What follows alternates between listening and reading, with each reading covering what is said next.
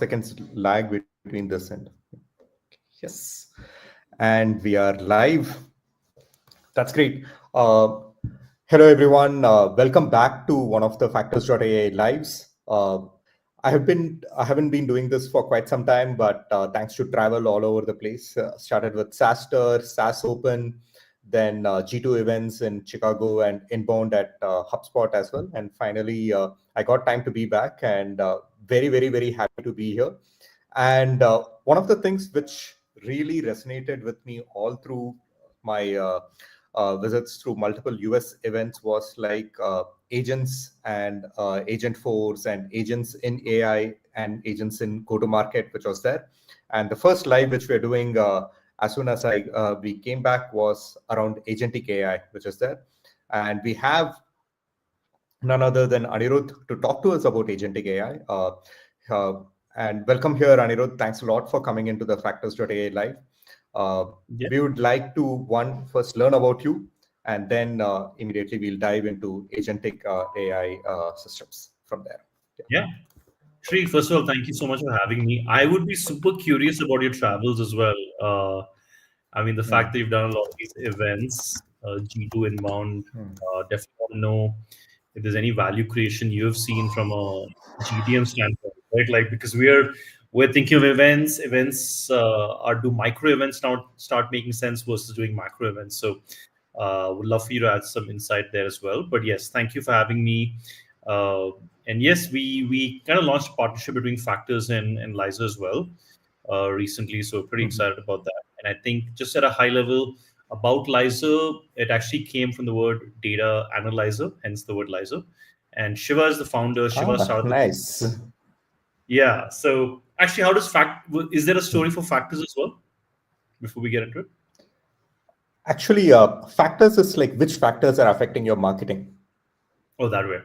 Okay. And yeah, so this thing, but actually our original company name is Slashbit, which comes from slashing bits compression algorithms. But that was too geeky for us to continue on, so we just went into a little more normal one. Slash as a verb also could have picked up, so that I think that's still cool. But yes, anyway. So as I was saying, Liza comes from data analyzer. Shiva started the company in April 2023 and started as a data analyzer product. Realized that it's hard to uh, build using current agentic framework, so we built an agent. We pivoted into an agent framework, and our flagship product using that platform or framework has been JSON. But otherwise, I have a growth background, Shri, and I've done growth in marketing. I was in the US for 5 years. Also been started two companies. One's been a just pure play conversion optimization agency. So ran that for a good 6-7 years. Also started Master Life, which was think of it as a masterclass for life skills. So that's been my journey. But before that, I was in the US. I worked with Shutterstock. I worked with Lead Startup Machine. I worked with Rocket Internet. Primarily growth, sales, marketing. Yeah. That's good. I mean, I was just going through your LinkedIn prior resume. You're a Bangalore boy. NPS Indiranagar or? NPS Rajajinagar. What about you? Rajajin. No, my cousins went to NPS Indiranagar, but I went to RB College in Bangalore, and I saw you had gone to Ramaya. And hard luck, but then after that, I would say Colombia and the other thing. That's pretty impressive in terms of league pedigree. So that's great. And back into, I saw your whole journey across growth and this thing. So before, thanks a lot for that introduction. But I just like to understand, like, one is like part of my travels is like Salesforce. Dreamforce was there, and they just rebranded into Agent Force. HubSpot inbound was all about agents. Dharmesha's keynote itself was like primarily around like how to use agents within HubSpot and HubSpot data, just there. And this is something which has been a buzzword almost for the last 4-5 months, and everyone is talking about agents, or I'm building an agentic framework. If you can just take some time and talk about like what are these agents, or what is this agentic framework in the first place, and how does it apply in the GTM, this thing, that would be really good, so that for our audience, it's a lot more specific than that. Amazing. Sure. So I'll chime in, and it'd be cool to hear from you also in terms of what you're seeing, how you applying predictive AI as well in terms of just agents, right? But so why is agents picked up? So I think the way to first of all fundamentally think of the word agents, or at least the way I would define it, is you provide an input as a user, it's able to do tasks autonomously, and it's able to give you an output. Right? Earlier, I think with chatbots, you had to define a certain set of rules, and if it didn't have the answer, it would be like, hey, like it would just maybe not give you an answer, or it would like come back to, hey, you should talk to somebody in customer support. So I think what it's been able to do is agents essentially now. I think the beauty of it is it's being applied on every part of the workflow.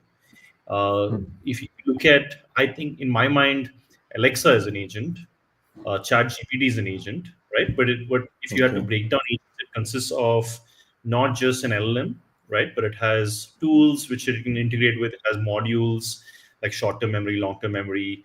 There are obviously like there's prompting. There's a lot of these pieces that come together on the agent, and the framework in my mind is more a platform for you to build. It's like the backend, it's like the architecture. So Mango framework, you've had Ruby on Rails, you've had obviously for gaming, you've had Unreal Engine. So like frameworks have been around for a while, right? So now because Okay. agents picking up, people are like, hey, can you build shovels in this gold rush? I think that's maybe another way to look at it.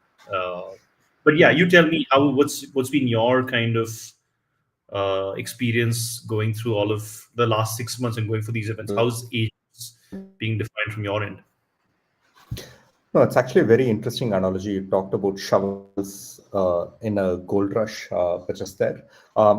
At Factors today, we apply AI more from a fundamental supervised or non-supervised learning models, where like we look at the buyer journey patterns. So we map the entire buyer journey from both marketing and sales. So it can be ad channel signals, can be website signals, can be marketing automation signals, CRM data, external third-party signals like G2, Crowd, etc. We bring in all this data, map the entire buyer journey, and then use learning models to understand like which are the journeys which matter.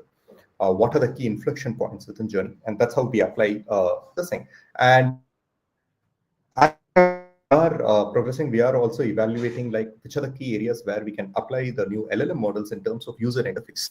In a sense, like how you can query the data through natural language, or make it very easy for users to actually query the data and get answers which they need in a very clean, summarized fashion. That's something which how agents can help in, and we are working on the marketing agent side. But as such, also it's like we are very curious and learning, because there are, while we are talking about it in the marketing space, the overall go-to-market scenario seems to have been kind of exploding with a lot of agentic companies which are there, go-to-market agents which are there, agents which can write your emails, agents which can do even calling, agents which can respond to your customer support tickets, agents which can solve for kind of like any kind of email workflows or chat workflows and other things. It's like multiple sequential workflows which had heavy manual influence in the earlier part. Now it's coming into a agentic framework. And given that you guys are at the right and center of it and you're building around it, if you can also talk about both the market and exactly like why now this has happened, or makes it more easier, because we we see from a traditional AI paths, which are like supervised learning models and other things, but with LLM and with ChatGPT and with shovels, as you say, that there is a kind of gold, and Right. how are these shovels structured? If you can talk about that, Yeah. that would be really great. I think like what's happening is like people can also feel very overwhelmed about, oh my God, like I need to bring agents into my company. I need to AI power my company, right? Like Yes. so yeah. So I think Mm, first piece mm, that people need to think about is um, mm, like not to get overwhelmed with this whole like mm, AI movement and oh my god, how do I do this? Right. So like I think mm, if you had to start as low hanging fruit, a lot of people are starting with, okay, there's Chat GPT. How do I mhm. just what I can upload information, I can potentially talk to that data, I can have summarization to what you mentioned, and then some form of knowledge Correct. searches, right? I have all this data, give me citations of where this information is. That though there are a lot of single task agents that you can start your journey with, right? So Got it. chat, knowledge search, data analyzer, and that's where a lot of these companies really start doing well. Like grammar, like with Grammarly, like Writesonic saying you can create a Yes. blog, right? Yeah. And we have Chat seen comes Jasper and all, where we can write copies and other things. this thing as well. Yeah. Yeah, and because it's generative AI, at the core of it, generation of text, massive applications come into marketing and then sales. So there are a lot of single task agents where it's able to agents will start off as an adoption.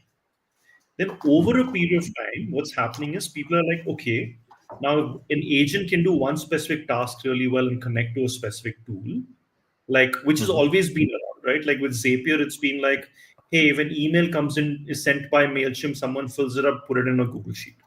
So that form of automation's always been around, but agentic automation adding this layer of the normal, like the natural language to it, which is instead of having to provide instructions, you can speak and tell, hey, can you build an agent to do X, right? Or hey, can you send an email to do Y? Like, so I think that's the beauty of agents today, where it's truly democratizing access to automation for you and me, not just for developers, but for non-developers as well. But I think That's coming a back very quickly, well, That's a very interesting point because it's like a lot of companies use Zapier or any other kind of like there are like routing tools or there are any other actions or sequencing tools have also been there in quite a few this thing, and that would actually require a technical backend or there'll be a webhook or a JSON which goes through. And what you're talking yeah, about now is like through simple natural language instructions, either through text or through voice or any other this thing, you can create actions which were earlier having a developer involved. 100. That I think is number one, and second is you have to define the actions. Today with agents, you can state the problem, state the role, state your purpose, and it will define the actions for you. And then you can bless the actions and review the actions before it goes live. Excuse me, and then take it live. And maybe a good Got it. example, I think, Shri, is like, I mean, we're in a similar space in terms of GTM and like outbound leading to inbound and conversion, right? At least with our sales agents. So if you look at in the past, what were people doing? They were scraping emails using Apollo. They were uploading it onto an Instantly or an email sending tool. They had to define, hey, what the sequence should be.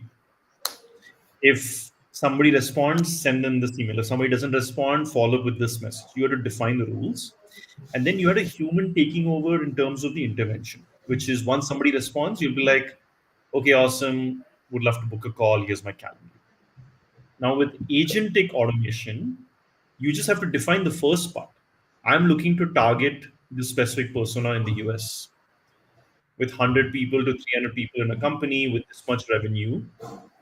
Agentic automation can get to a point where it'll find email addresses and folks of those people, send customized Correct. emails, right? And also potentially do follow-ups in a way that you have done custom, or it's smart enough to figure out the follow-ups. And then after that, Wow. you can intervene as a human at any point in time, but then also meetings. So it's almost semi-automated or fully automated is where it's going, depending on how well you've prompted and how well you're able to, uh, I guess, set up the sequence or set up the input criteria for an agent. But I think people need to also be smart about what's the summation of AI plus human equal to one in this workflow. I don't know if you, Shri, if you're still there and I lost you, but like I think for every part of the workflow, like it's not like you use 100% AI.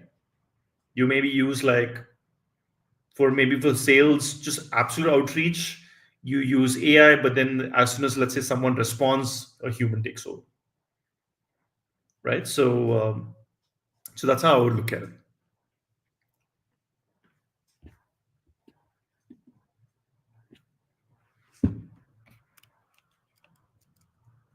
Shri, I think I lost you there a little bit. Are you still here?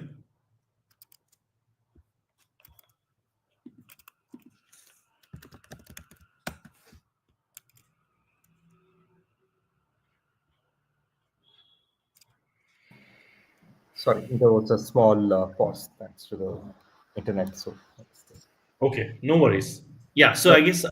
I guess just to quickly summarize, what I was getting at is there is workflows that existed before agents. Now we have workflows with agents, which have almost automated that entire process. And I think it's important. And there's a human in loop that can kick in at any point in time to take over the process if needed. But the important thing to remember is now it's you have a sequence of agents coming together to automate a workflow. It's not just single task. As long as you understand workflows really well, you can be like, oh, one agent just does research about a prospect. Another agent just does, let's say, email composing. One Got it. looks at the response and then summarize and sends it out. So as long as you're very good at understanding workflows, you can start automating a lot of workflows using GPT. Actually, you made two very interesting points. One is like a single agent which can kind of kind of add a new SDR where like there are certain clearly human parts where the human mind understands or inter relation of multiple threads together in the thing, but a good part of the human SDR work in terms of understanding a company, doing the basic research, getting the email ID, writing the first set of emails, or even the follow-up emails, if not the first emails, and also writing kind of like special customizations which are done, which are automatically, that can be actually done by agents, and that's something which is very interesting. So it's kind of like the same SDR is getting kind of powered up by another 50 or 60%, and all his kind of manual tasks are getting automated while he can actually think far more creatively, or he can use his time to actually be kind of like be a better salesperson to understand like if there is any multi-threading angle he can work on, or he can bring in the right set of people, or actually work at do multiple actions at the same time. That's one point you made, and that's pretty superb. But the second one which you made was even more interesting. That is like you can have multiple agents do together. So it's not just like a single agent which does for go to market, but you have multiple agents. Can you explain a little more on that? Like in go to market space, traditionally what we are seeing is like there is quite a few of LinkedIn posts are also around that, and there are quite a few companies where like you can AI SDR is that, where like you take that account, you enrich that account with a particular email, and you send email sequences or multiple other sequences. But how are you talking about like multiple agents doing this? How do they layer in together? Great question. Do I have the option to share my screen? Of course, you can share your screen. Yes, Let me just show you and that's maybe. in the below. Yeah, and that will be really great for the audience as well, for them to actually understand it from a audience. Yeah. Do you see my screen? Yes, it's just coming. I'm just adding it into the screen. Yes. Wow. Right. So this is Nice. maybe think of it as like under the hood of Jason, right? So this is a multi-agent system kind of coming together, which has a combination of data, agents, prompting, tooling to finally automate an entire workflow for sales. Right. Okay. So what you see here, this is one agent, this is one more agent, there's one more. So there are 9 agents that can automate essentially a workflow in sales. So Got the it. first agent, essentially, you'll have to add input, let's say, of a product. You might have to add input of a client, which is a client list, competitors. That's the input data that you can offer. Here are there's tooling like Apollo and Never Bounce that you can add as input again. And then the market research agent will find information about that specific person. Got it. And what you can do is you can kind of also define what research you want. Like you can be like, look at Twitter, look at LinkedIn, look at Crunchbase. You can define a lot of these tools you want the LLM to look at. And then you're essentially paying for the LLM though, Yeah. in terms of, yeah, in terms of the search, right? And then once the lead is kind of enriched and it has information, there's a further research angle comes here, and then a report is created. Once the report is created, then the next agent takes care of composing the email. Oh, Um, nice. and then you can add information around product information, templates like input again, like what kind of templates would you want. And then there's another agent that takes care of sequences. And then finally, there's another agent that can do a text conversation or a voice conversation, right? So and you could have these as embedded, like you could have a Lemon Labs agent that sits here. It doesn't just have to be the agent that's built on a specific platform, right? And then Got it. finally, transaction handler. So this is like imagine like nine agents coming together. Um, An this is orchestration with 9 different kind of agents. Exactly, exactly. So, similarly, we have a research agent leading to a blog composer agent, which is very similar. Do research, create the blog. You can add all this input, and then finally, once the blog is published, repurpose that for LinkedIn, Twitter, Instagram, and Pinterest. Those are again agents, right? And all of this essentially today, Shri, like you can build this using our platform, you can build this using our competitors. But the beauty of where it's headed is my agent, if I've built on Lizer Agent Studio, and let's say you've built one on Factors, if you have Mhm. the agent framework you built on LangChain in these players, they should be able to communicate with each other in the future. So that Wow. gets exciting, right? So that's where we are kind of headed.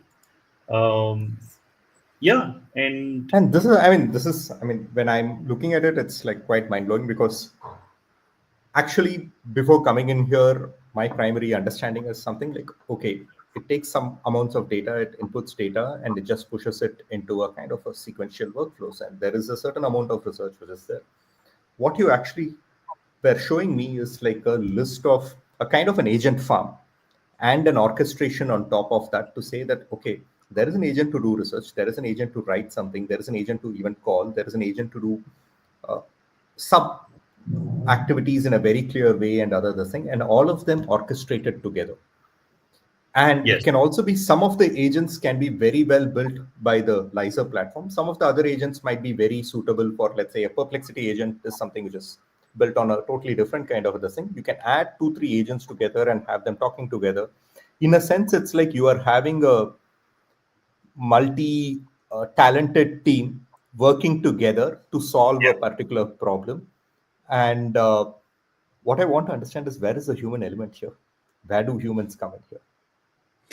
I feel like people feeling like their jobs are going to get replaced. I mean, I mean, it'd be interesting to hear because you're also running a strong SaaS, which is moving towards agentic in some sense soon enough. But if you look at, okay, like let's take our current team structure, heavy in engineering and a small go-to-market and sales team, then we have customer success, right?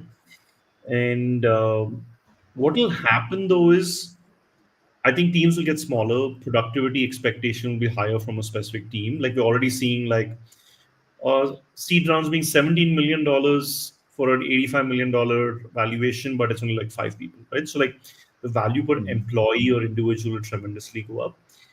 But I think if they start introducing a layer of agentic workflows in their company, each of them will have to just learn how to use those agents. Like a good example is like Writesonic came out. I think a content writer should have will have to become a content strategist.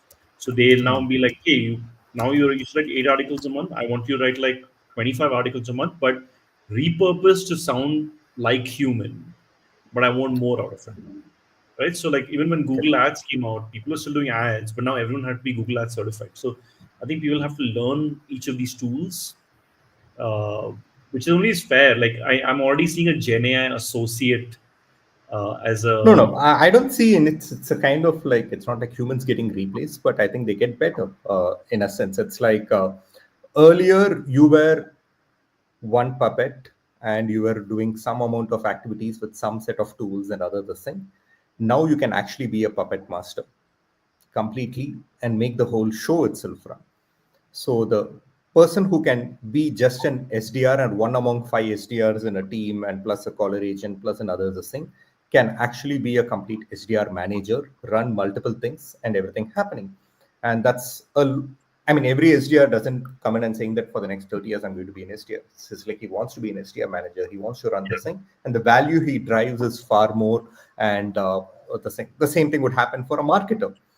It wouldn't be just like I'm a paid ad specialist or I'm just doing, and I'm actually a marketing person or I'm a demand generation manager yeah. in a sense. So it's like, in a sense, I can see these agentic orchestration or agent farms by vertical, whether it's a customer support or all those aspects, actually bringing managers out of people, which is there, and rather than someone who's just answering customer tickets, he can actually handle multiple hundreds of customer tickets in a very very specific contextual level, adding Yeah. the human requirement whenever it's required. And that's something which is very unique and this thing which is coming. But one more thing which is there is like what I also want to understand is from your own personal experience, Liza, when you work with companies, when you go into companies, when companies start adopting Liza, how do they react and how does the team structure change and what is the change process which you bring in with this?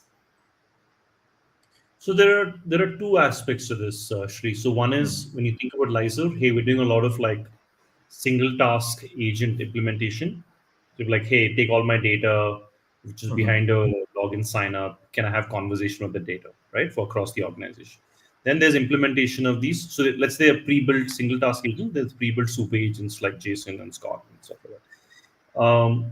So with SDRs, I think what we end up seeing is like nobody's being replaced. It's just that there are just more people. Like now the expectation is like, oh, you could send out 20 emails earlier. Now can you send out like 500 emails? Can you do Mm-hmm. further enrichment? Can you do campaign strategy? Can you optimize on open rates? So like I think coming back to you, like to what you were saying, like you are becoming more a manager. Like an SDR is now the expectation is so revenue will go up. You'll have to with the same amount of costing. Can we have bigger gains of productivity? So I'm saying expectations go up. But that being said, even with the SDR, Nushri, like I don't think the AI is there today where you can take the entire workflow end to end. Like Yeah. we are still in this stage where if you can even perfect one part of the workflow, it's fantastic. Where the individual is not able to realize that they're talking to an agent or like an AI tool, that itself would be a great win, right? That's great. But yeah, we're also seeing people start with low hanging fruit, right? Like start with a single. What is the smallest atomic level with least risk that I can start, which is agentic in nature that'll help me automate a specific workflow, Task. right? Like, yeah. So like we had one which is this company called Standate, where let's say they get thousands of tickets every month from a customer support standpoint internally, saying printer is not working, it's gone off, stuff like that.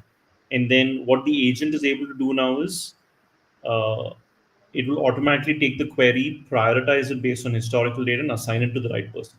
Because earlier there was a Got it. person that had to assign it, right? So like small wins like that, I think, as a starting point.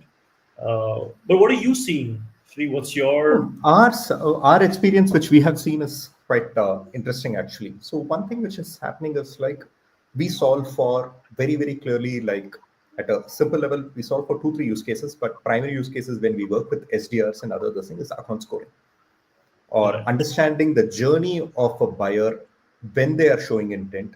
What is the context of that intent? For example, a company coming and looking at your pricing page is one level of intent. Company coming and looking at your pricing page multiple times and also looking at the G2 alternative page for a particular competitor and have seen your particular LinkedIn ad is another different context.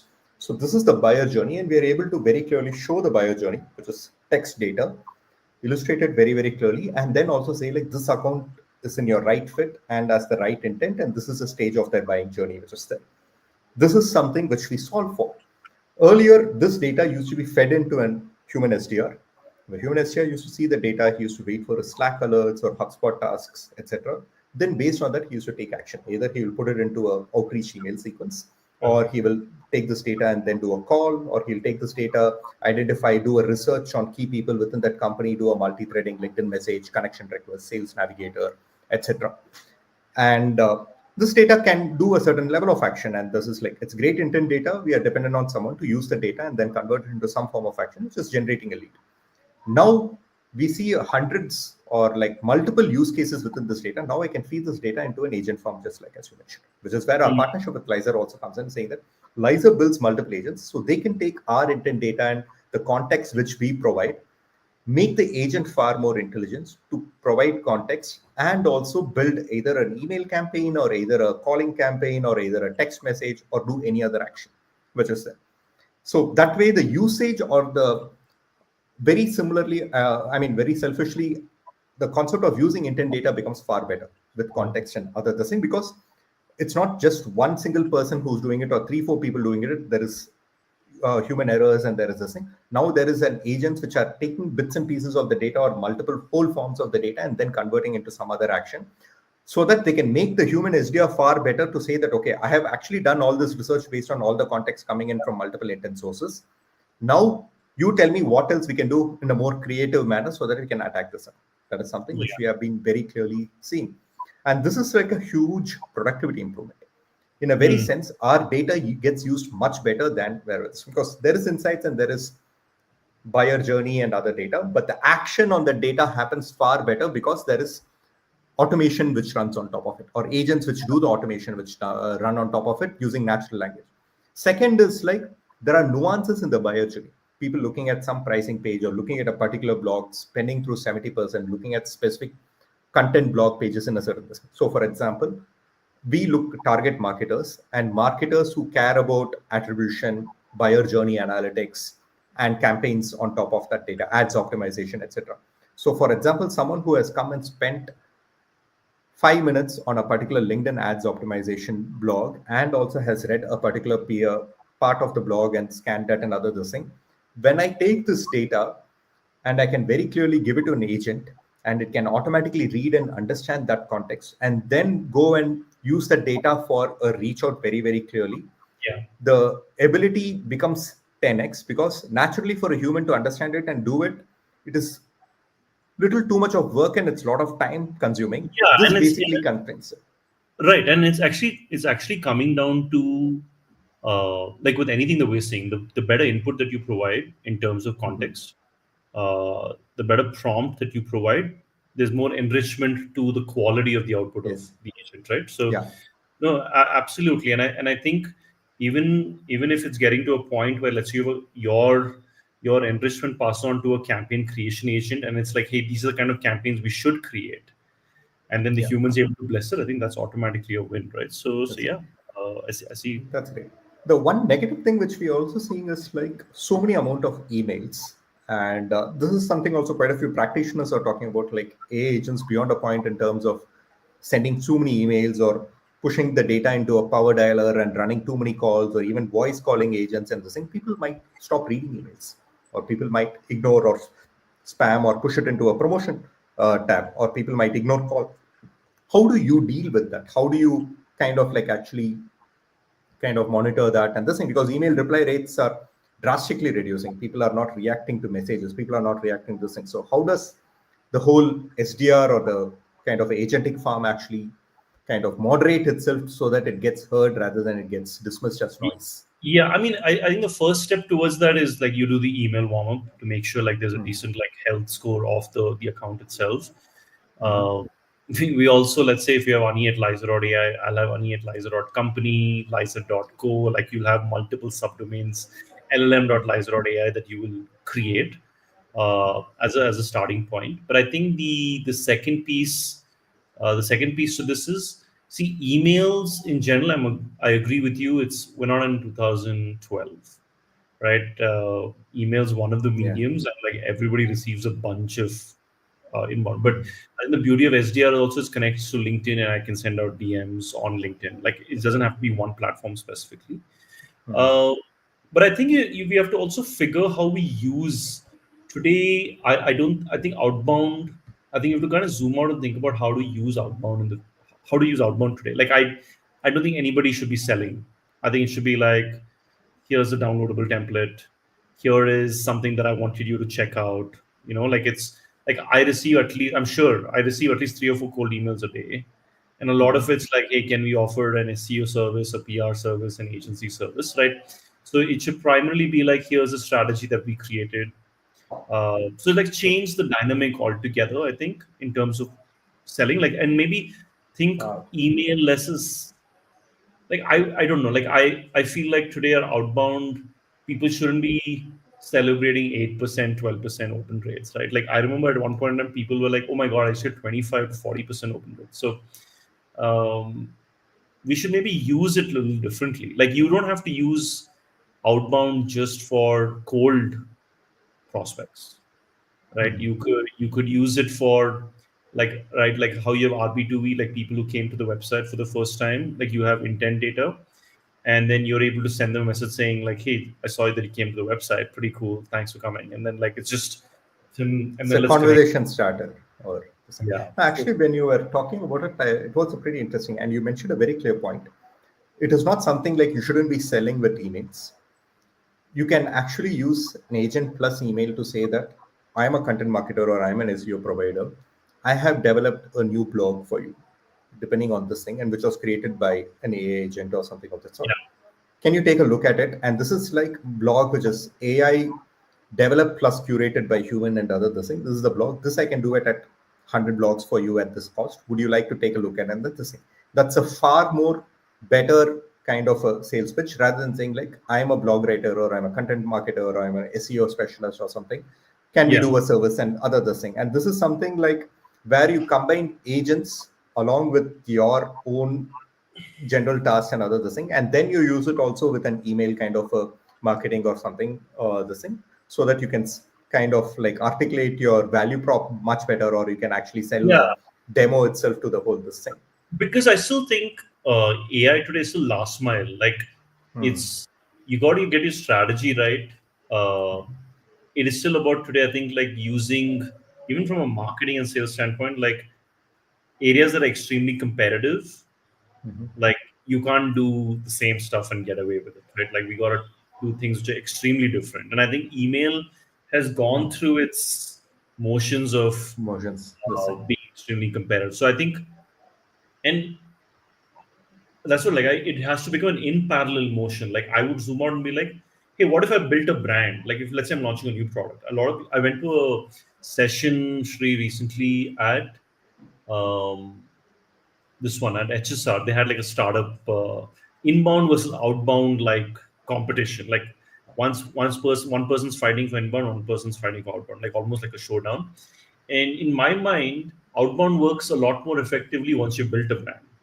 So maybe it's like also the stage at which you do the outbound, right? Like maybe spend the first 3 to 6 months just building the brand, and then be like, hey, you know what? We've been featured in these places. I'm sure you've heard of us, and then you start a conversation. Maybe. Got it. It's actually very interesting. One thing which, since we are almost like the last 10-15 minutes, which is there, I just wanted to understand that's like there has been a lot of chatter about like, I mean, this is there to stay, agentic frameworks, and people are talking about agents for GTM and this thing, as you explained, like an agent farm and orchestration agents on top of that. What I wanted to understand is from your own experience, like what kind of companies it works with, or how do those use cases work for different kinds of companies? For example, a seed stage startup, how do they use Lizer versus a kind of like a Series B company, which is $10 million plus revenue, and how do they use Lizer versus an enterprise, something like a Tata Communications or Infosys or something? How would they use something like Lizer for their this? If you can illustrate use cases, it will be helpful for us also to then Great, map how it works. great question. So I think a way to think about it is if you look at a seed funded startup, it comes down to the size of teams as well. Like let's take a typical, if you're a 20-25 person company and you have like a 2 person sales team, less than let's say $5 million in revenue, you end up using the AI SDR. We have a startup program for the SDR, AI SDRs, and then after that there's a usage based pricing for JSON as well. But people end up using the SDR as a pre-built agent that you want to plug in people. Right? What ends up happening, and then people might be like, hey, I want to build a chat agent for my website, but I really care about my data. I don't want to leave. But there are obviously SaaS tools also you can use. Uh, so they'll start with, let's say, one task automation. I think as you start moving towards mid market and enterprises, you end up having the studio starts becoming really interesting. Hey, can you give me pre-built agents for 4 or 5 different things? Like for a banking, it'll be like, hey, I want to use a loan processing agent. I want to use a claims processing agent. For let's say for a hedge fund, it'll be I want to use an investor agent. So it'll become about multiple agents coming in, and we could all start with one team and then expand to multiple teams. So Got it. and for them, like data privacy becomes really important.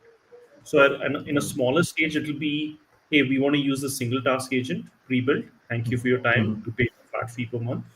But then as you move to a bigger play, they're like, hey, I want a sequence of agents, and then the Liza agent studio starts becoming a lot more interesting. Got it. So yeah, so I think that's where we're heading. The thing. And of course, we did see GTM agents, of course, email or general go-to-market agents.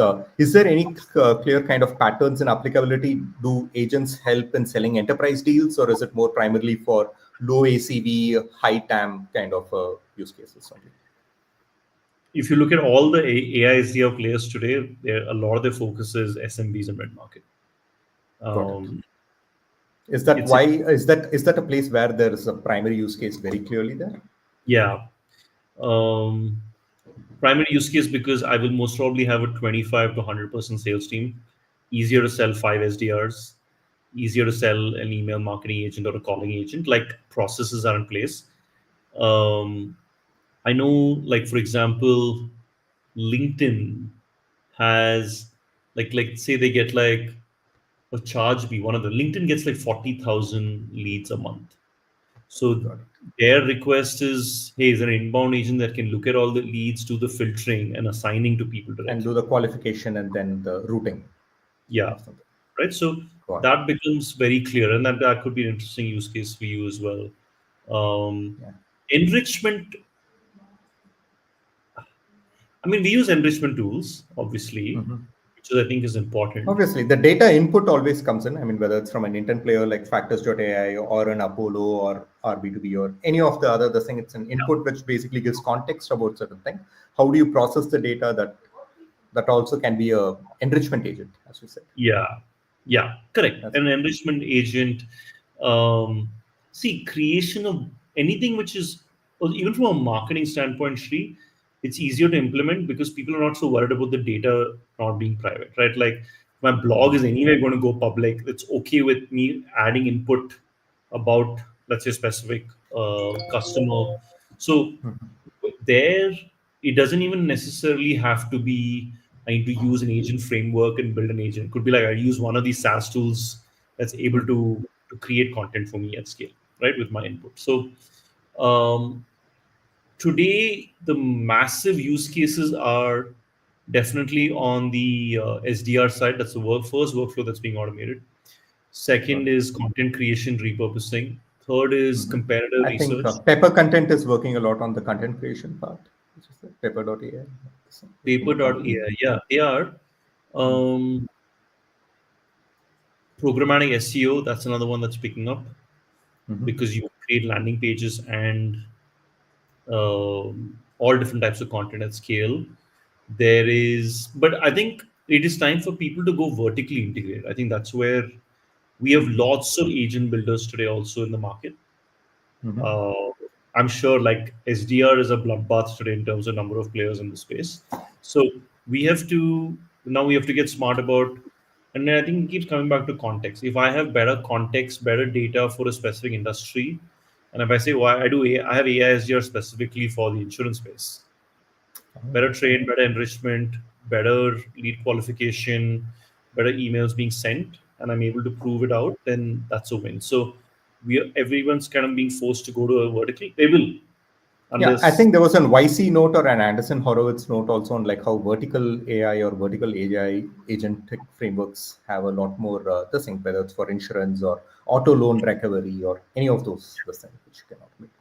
That's great. yeah, The last vertical. part, which yeah, sorry, Sorry, go on. Sorry, you are just vertical. You are just saying I something. was going to say verticalization in terms of agents, but I still think it is a product or a platform plus services equal to one.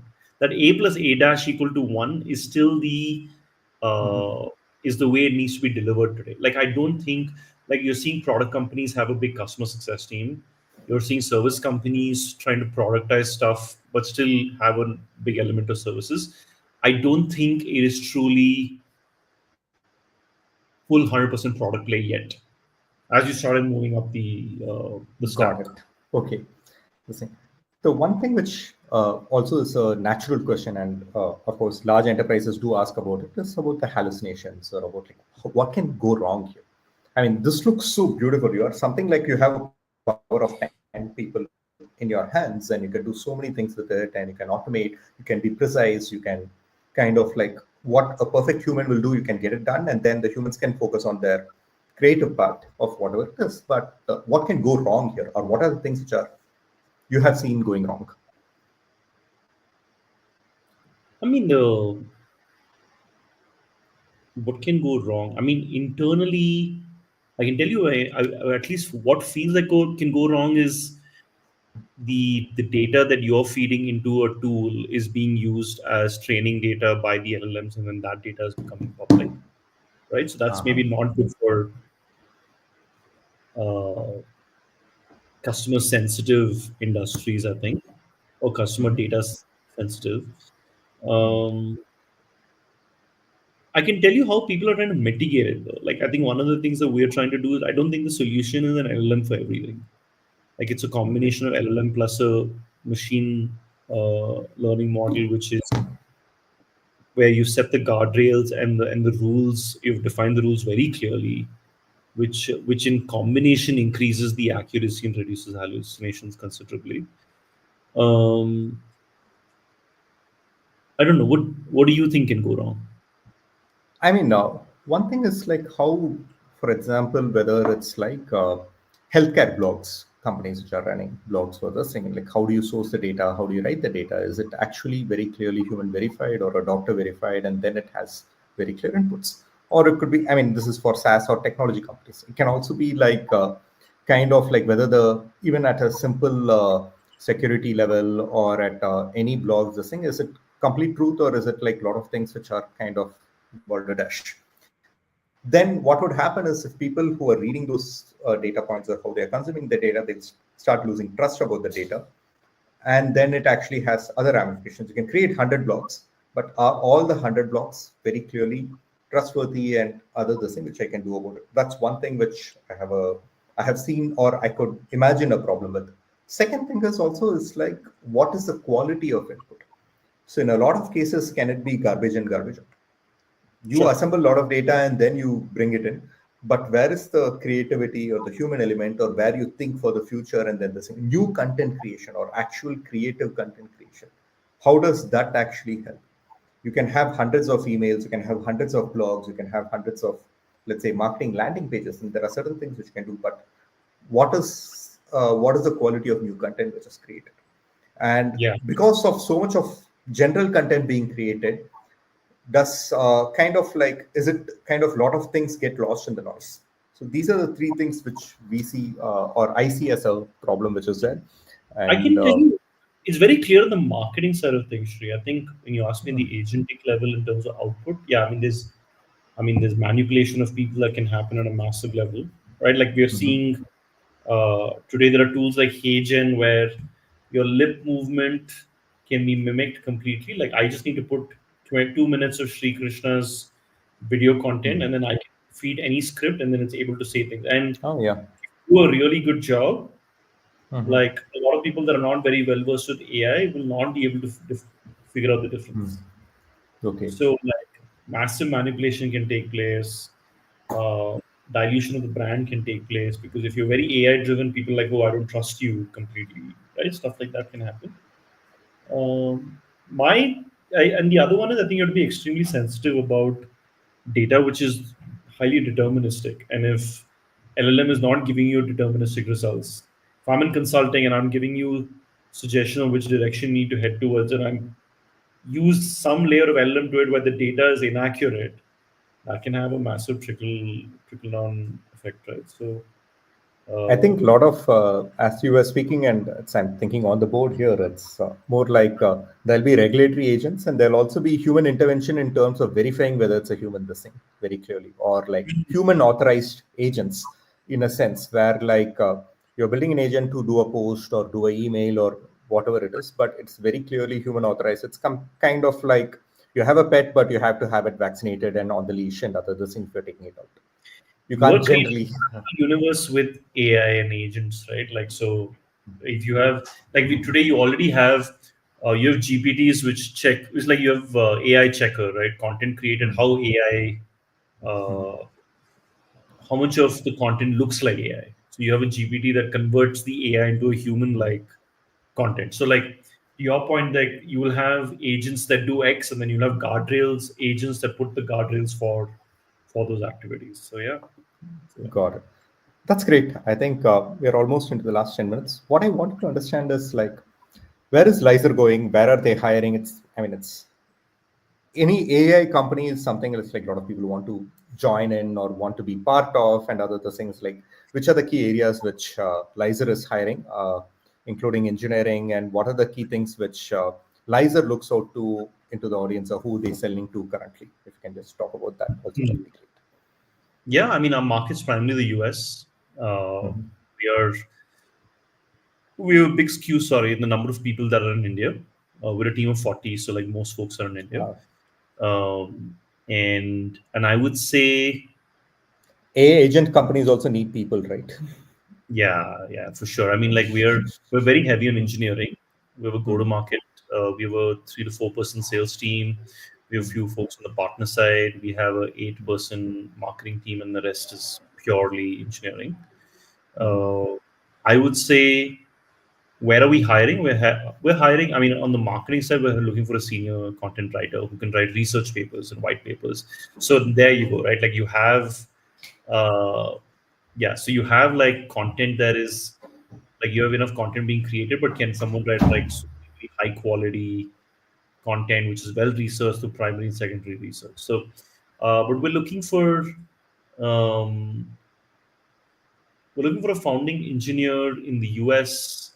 We're looking for a partner, someone who can run the partner program for us in the US.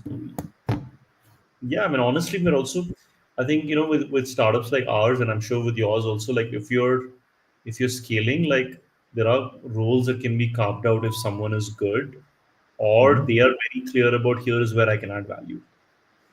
That's great. You know? No, that's good. It's good to know. I mean, anyone in our audience who are looking for, let's say, early sales roles or founding engineers or founding marketing roles and others, I think that will also be great for them to actually then see and apply. And you guys are based in Bangalore or it's completely remote?